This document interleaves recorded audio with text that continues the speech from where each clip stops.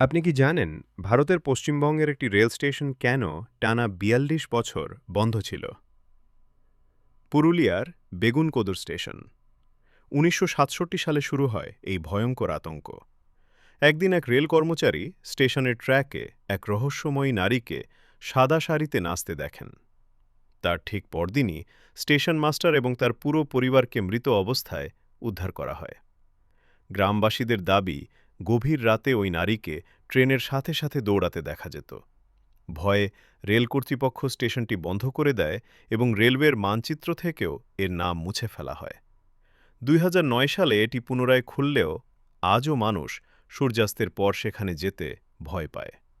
এটা কি নিছকই গুজব, নাকি সত্যিই অলৌকিক? কমেন্টে আপনার মতামত জানান। আর এমন সব রোমাঞ্চকর তথ্য পেতে এখনই সাবস্ক্রাইব করুন।